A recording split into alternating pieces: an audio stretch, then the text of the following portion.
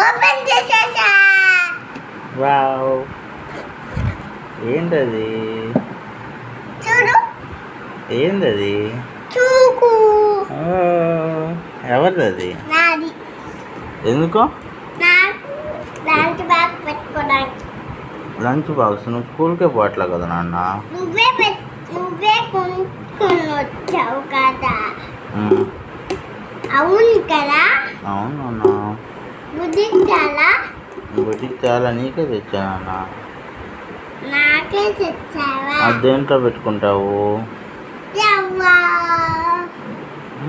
యవ్వా. అది దేంట్లో పెట్టుకుని ఎత్తుకుపోతావు స్కూల్కి? ఇంట్లో. దాంట్లో పెట్టుకుని ఎత్తుకెళ్తావా?